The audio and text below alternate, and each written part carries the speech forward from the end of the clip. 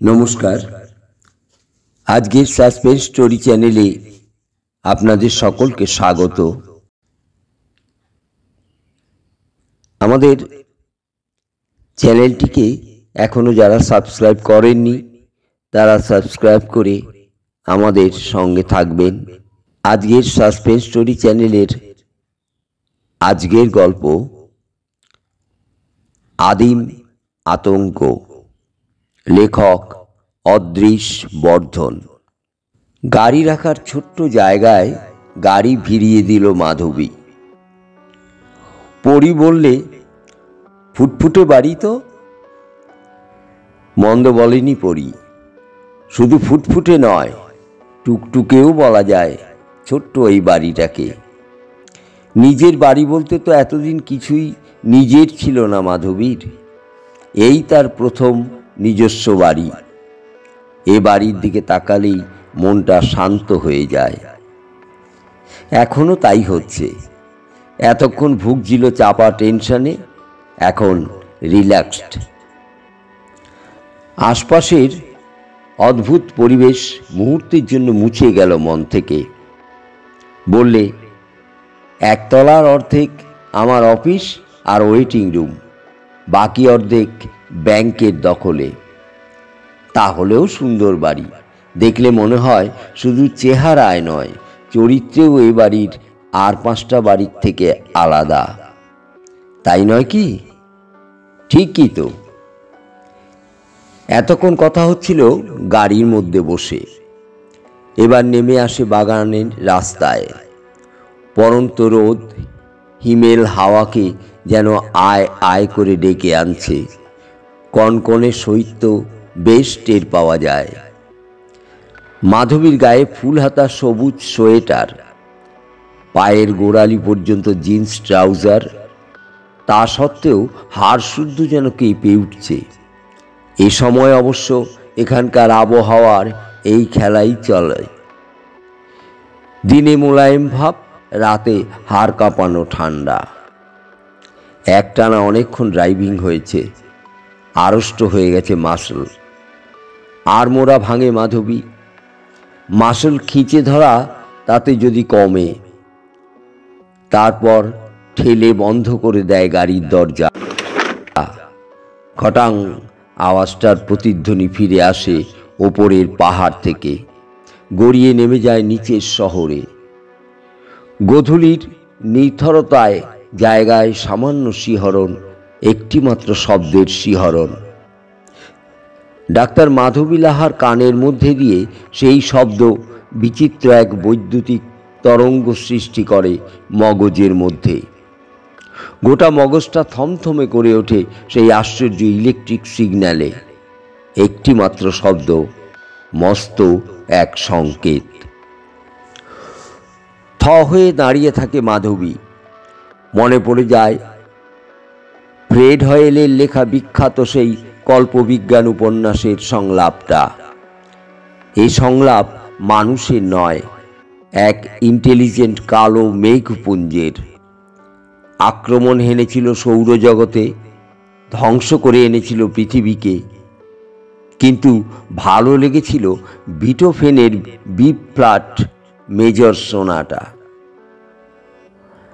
বলেছিল, শব্দকে আমরা ব্যবহার করি শুধু মনের মতন বৈদ্যুতিক ছন্দের প্যাটার্ন গড়ে নিয়ে ব্রেনকে আরও বেশি কাজে লাগানোর জন্যে। শব্দ ইলেকট্রিক্যাল প্যাটার্ন সিগন্যাল। শৈত্যবোধটা আরও বেশি করে ছড়িয়ে পড়ে মাধবীর সারা গায়ে। আস্তে হেঁটে গিয়ে দাঁড়ায় গাড়ির পিছনে, তাকায় শিবালয় শহরের দিকে, শহরের মাঝের দিকে। কোথাও কিছু নড়ছে না। পরিও তাকিয়েছিল নিচের শহরের দিকে। মুখে ভাসছে খুশি, কথাতেও ঠিকরে আসে উচ্ছ্বাস। দিদিরে, এইখানেই আমি থাকবো চিরকাল। জবাব দিল না মাধবী। তার মন তখন ছুটেছে প্রতিধ্বনির পেছনে। ফিরে তো এলো না প্রতিধ্বনির ঢেউ। নামতে নামতে হারিয়েই গেল। বাতাসের নরম শব্দ ছাড়া এখন আর কোথাও শব্দ নেই। Silence, silence. খণ্ড খণ্ড নৈশব্দ বিরাজমান চারিদিকে। কসমিক সাইলেন্সও বুঝি এত ভয়াবহ নয়। নৈশব্দ তো একরকম হয়, একই চেহারা আর চরিত্রের হয়। সাহিত্যিকরা এক কথায় বলেন অখণ্ড নৈশব্দ। কিন্তু মাধবীর তো তা মনে হচ্ছে না। যেন অগুন্তি নৈশব্দ খণ্ড খণ্ড চেহারা আর চরিত্র নিয়ে ভাসছে তার চারপাশে। রাতের শ্মশানে টের পাওয়া যায় এই নৈশব্দকে। টের পাওয়া যায় গোরস্থানে মৃতদেহকে ঘিরে ওঠে যে কালান্তক নৈশব্দ, এই যেন তাই। ধাঁধায় পড়ে মাধবী। হঠাৎ এই ধরনের ভাবনা মনের মধ্যে চেপে বসেছে কেন তা বুঝে ওঠে না। নৈশব্দ তো তার কাছে নতুন কিছু নয়।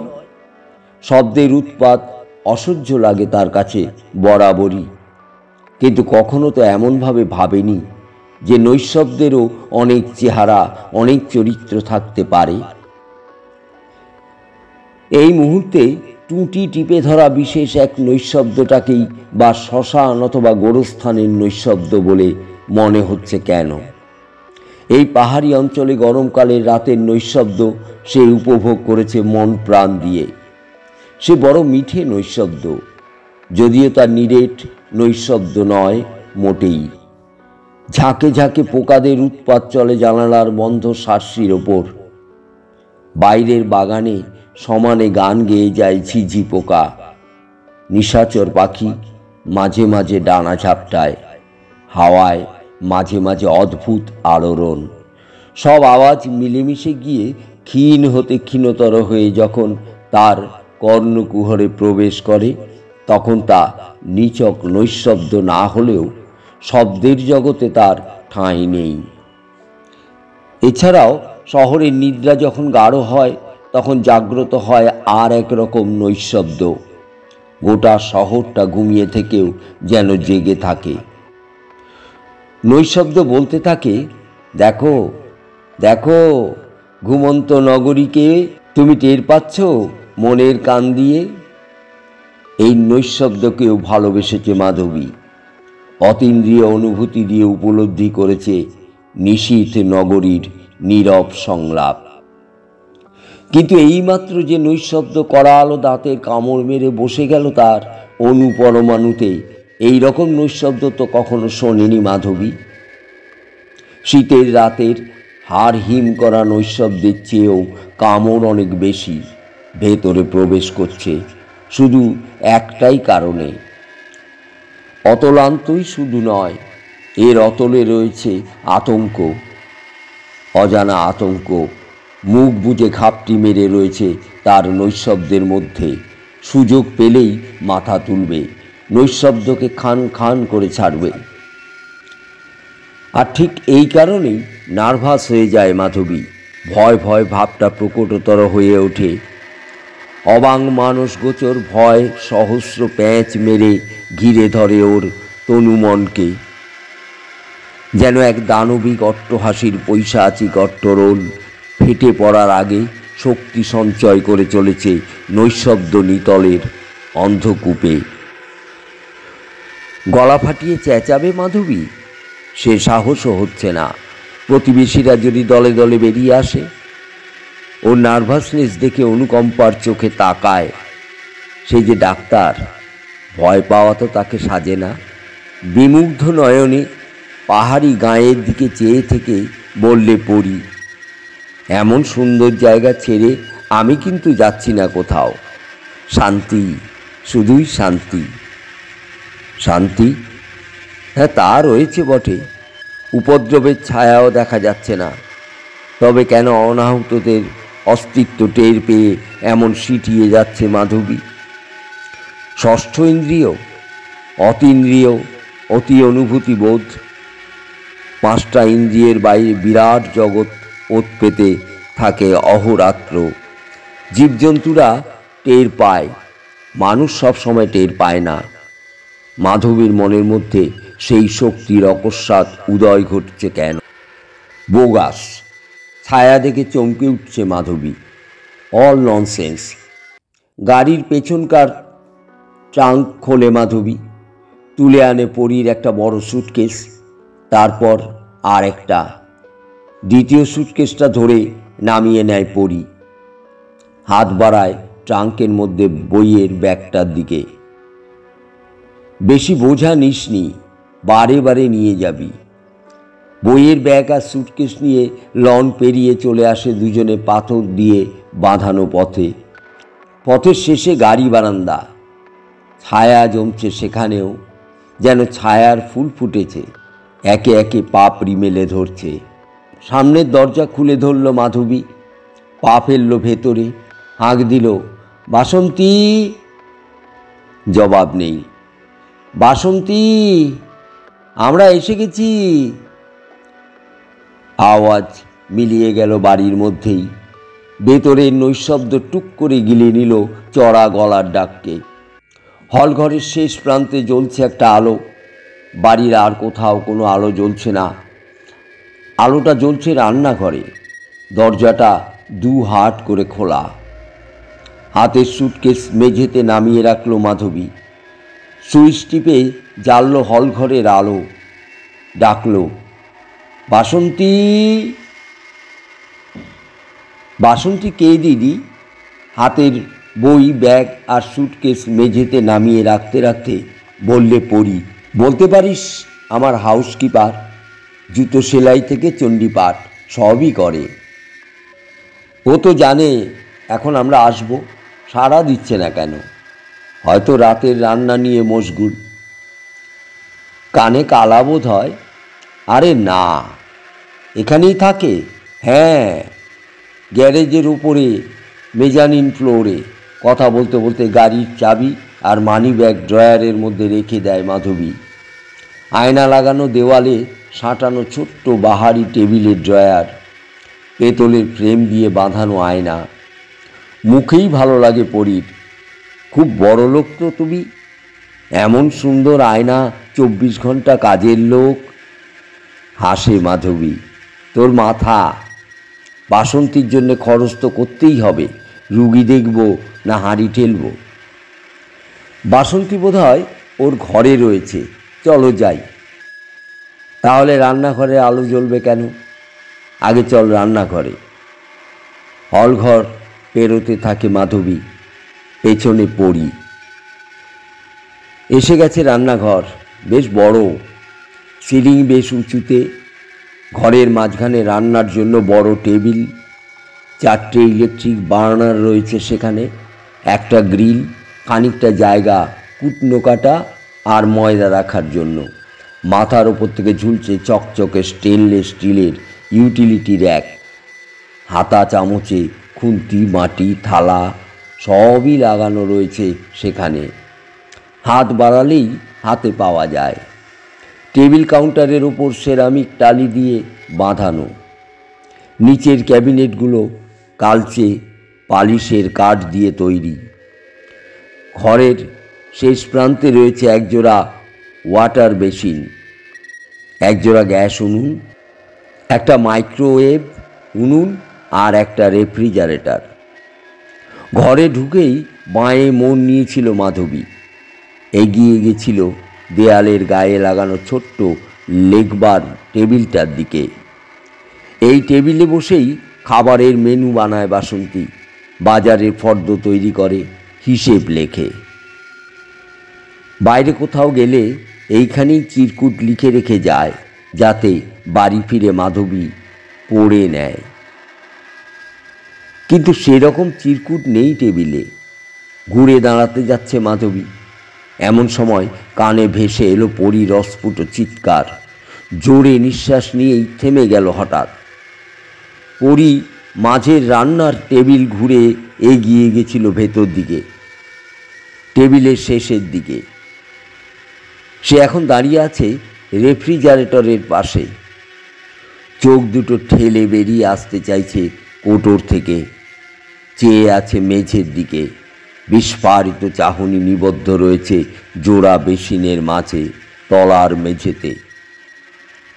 দূর থেকে এইটুকু দেখেই আতঙ্ক ফেটে পড়ল মাধবীর অনুপরমাণুতে। জোরে পা চালিয়ে এগিয়ে গেছিল মাঝের বড় টেবিল ঘুরে পরীর দিকে। মেঝেতে শুয়ে আছে বাসন্তী চিত হয়ে। মারা গেছে, দু চোখের পাতা পুরো খোলা, কিন্তু সেই চোখে প্রাণ নেই। ফুলে ঢোল হয়ে রয়েছে ওপরের ঠোঁট আর নিচের ঠোঁট। চেপে বসেছে জিভের ওপরে, ঠেলে বেরিয়ে রয়েছে জিভ, তাতে গোলাপি ভাব নেই, বিবর্ণ। চকিতে এই দৃশ্য দেখেই চোখ সরিয়ে নিয়েছিল মাধবী। তাকিয়েছিল ছোট্ট বোনের দিকে। মাধবীর পায়ের আওয়াজ পেয়ে পরীর ঘোর কেটে গেছিল। ডেড বডির দিক থেকে চোখ ঘুরিয়ে নিয়েছিল দিদির দিকে। মাধবী ওর হাত ধরে টেনে নিয়ে গেল টেবিলের অন্য দিকে, ডেড বডি যেখানে দেখা যায় না। বসালো টেবিলের সামনের চেয়ারে। আস্তে আস্তে সহজা হয়ে আসে পরীর দুই ঠোঁট। এতক্ষণ ছিল শক্ত। বললে, ওই কি বাসন্তী? হ্যাঁ। কীরকম চেয়ে রয়েছে বলো? ফোলা সমস্ত শরীর, কালশিটে সারা গায়ে, মুখে চাউনিটা কি ভীষণ। অত কালশিটে কেন দিদি? বেশ কয়েকদিন মরা পড়ে থাকলে অমন তো হবেই। পচা গন্ধ তো নেই? ভুরু কুঁচকে যায় মাধবীর। দিন কয়েক আগে মারা গেলে শরীর কালচে মেরে যেতে পারে, ফুলে উঠতে পারে। পচা গন্ধ তো থাকা উচিত নয়। ফের বলে পড়ি, পচা গন্ধ তো থাকা উচিত। ভুরু কুঁচকে যায় মাধবীর। দিন কয়েক আগে মারা গেলে শরীর কালচে মেরে যেতে পারে, ফুলে উঠতে পারে। পচা গন্ধ তো থাকা উচিত। ফের বলে পড়ি, মুখের ভাব অমন বিকট কেন? চাউনি অমন কেন? দেখছে কাকে? কি বলবে মাধবী? পড়িই বলে গেল। চেঁচিয়ে উঠেছিল বাসন্তী। মরে গেছে চেঁচানি শেষ হবার আগেই।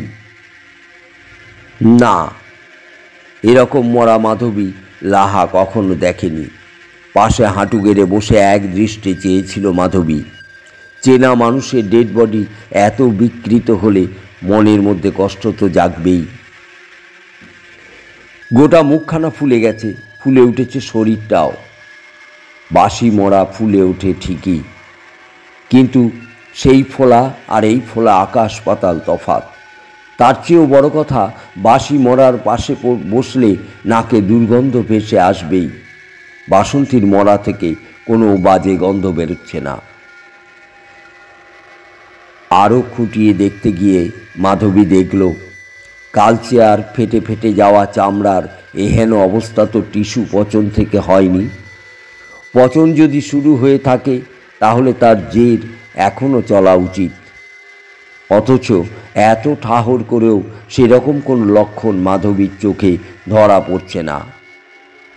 ফোসকা নেই, ফুসকুড়ি নেই, গলে যাওয়া নেই, ক্ষত নেই, রস পর্যন্ত গড়াচ্ছে না। শরীরের পচন ধরলে তার প্রথম প্রকাশ ঘটে চোখে, কেননা শরীরের অন্য টিস্যুদের চেয়ে অনেক নরম টিস্যু দিয়ে তৈরি হয় চোখ। কিন্তু বাসন্তীর চোখ তো চমৎকার রয়েছে, পচনের চিহ্ন মাত্র নেই। চোখের মণি দুটোও পরিষ্কার, ঘোলাটে ভাব দেখাই যাচ্ছে না, মৃত্যুর পর যেরকম দেখা যায়। ওই চোখ যখন জীবন্ত ছিল তখন সেখানে অষ্টপ্রহর খুশির জোনাকি নেচে নেচে বেড়াতো আর ভাসত মমতা। বয়সে ৬২ হতে পারে, মাথার সব চুল পেকে সাদা হয়ে যেতে পারে, তবুও মুখখানা ভারী মিষ্টি ছিল বাসন্তীর। ঠাকুমা দিদিমাদের মতন মায়া মমতায় ভরা স্নিগ্ধ শীতল, কখনো নরম কখনো শক্ত গলায় শাসন করে গেছে মাধবীকে। যেন দুই নাতনি। কথার টানে নেপালি ছোঁয়া থাকত, কিন্তু বাঙালিয়ানা ছিল বেশিরভাগ। গান গাইতো বড় মিষ্টি গলায়। রান্না করতে করতে গান, বেসিন ধুতে ধুতে গান। গান ছাড়া বুড়ির জীবনে যেন আর কিছুই ছিল না। সেই গান এ বাড়িতে আর শোনা যাবে না। মাধবী যতই চায় ততই মনে হয় চামড়া যেন থেতলে গেছে। সারা গায়ে বুঝি কালশিটে ছড়িয়ে পড়েছে, কালো, কোথাও নীল, কোথাও কালচে হলদে, কোথাও একটা রঙের ওপর আরেকটা রং চেপে বসেছে। চামড়াকে ভয়ানকভাবে থ্যাতলানো না হলেও এরকম রং ফুটে উঠবে না, কিন্তু থ্যাতলানি তো শরীরের এক আধটা জায়গায় থাকা উচিত। শরীরময় এরকম থ্যাতলানি যে একেবারে নতুন ঘটনা। চামড়ার 1 ইঞ্চি জায়গাও বাদ নেই। প্রতি বর্গ ইঞ্চি চামড়াকে থেতলে পিটিয়ে ঘা দিয়ে কালশিটে ফেলে দেওয়া হয়েছে। মুখের প্রতি সেন্টিমিটারেও সেই থ্যাতলানির চিহ্ন। নোড়া দিয়ে যেন ধরে ধরে পেটানো মুখের সমস্ত চামড়া, এতটুকুও ফাঁক রাখা হয়নি কোথাও। ভাঙচুর নেই কোনোখানে। গাড়ির অ্যাক্সিডেন্ট ঘটলে যেমন দেখা যায় এই রকম কালশিটে মেরে যায় গোটা মুখ, কিন্তু হাড়গোড় তো আস্ত থাকে না। যা রয়েছে এই মুখে, নাক, চিবুক, ঠোঁট, চোয়াল সবই রয়েছে আস্ত। মেপে মেপে পিটিয়ে গেলে এই রকম কালশিটে দেখা যেতে পারে, কিন্তু তা কি সম্ভব? আর একভাবে এই কালশিটে দেখা যেতে পারে, গোটা শরীরটা বিরং হয়ে যেতে পারে।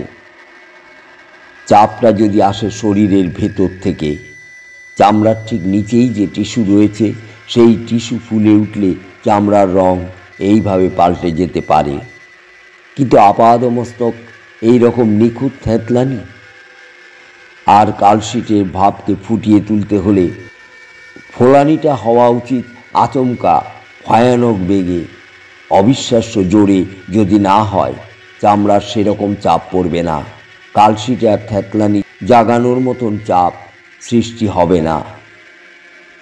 কিন্তু তা কি সম্ভব? না, কখনো না। শরীর কখনো দুম করে ফুলে বেলুন হতে পারে না। চামড়ার অ্যাক্সিডেন্টের এফেক্ট ফেলতে পারে না। জীবন্ত টিস্যু কখনোই এত বেগে হুস করে ফুলে ওঠে না। কিছু কিছু অ্যালার্জি কেস হঠাৎ ফুলুনি বিচিত্র নয়। সবচেয়ে প্রকট ঘটনাটা দেখা গেছে পেনিসিলিনে যাদের অ্যালার্জি আছে তাদের ক্ষেত্রে।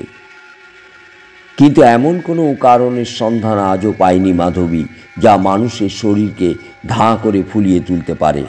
চোখের নিমেষে শরীরময় কুৎসিত কদাকার কালশিটের ছাপ মেরে যেতে পারে, প্রতি বর্গ সেন্টিমিটার চামড়াকে থেতলে দিতে পারে। গোটা শরীরটার এইভাবে ফুলে ওঠাকে ময়নাতদন্ত স্ফীতি বলেও চালিয়ে দেওয়া যায় না। এরকম স্ফীতি অবশ্য কালে ভদ্রে দেখা যায়, তখন তাকে ক্লাসিক কেস বলা যায়। কিন্তু এ কেস সে কেস নয়, এ বিষয়ে তিলমাত্র সন্দেহ নেই মাধবীর মনে। থ্যাতলানির জন্যেও যদি বা হয়, শরীর ফুলবে কেন? প্রথমে খটকা তো সেইখানেই। তাহলে কি বিষ প্রয়োগ? খুবই বিরল বিশুদ্ধ বিজাতীয় বিষ না হলে তো এমন কাণ্ড সম্ভব নয়। বিষ বিজ্ঞানে আজও এমন বিষের কথা লেখা হয়েছে বলে মাধবীর মনে হয় না। বিষ ও শরীরে ঢুকলো কি করে? বাসন্তীর তো কোনো শত্রু নেই। বিষ নয়, বিষ নয়, অন্য কিছু। এখানেই গল্পটা শেষ। গল্পটা বা ভিডিওটা আপনাদের কেমন লাগলো অবশ্যই আমাদের কমেন্টে জানাবেন। আমাদের ভিডিও বা গল্পগুলো যদি ভালো লেগে থাকে তাহলে চ্যানেলটিকে লাইক ও শেয়ার করতে ভুলবেন না। ধন্যবাদ।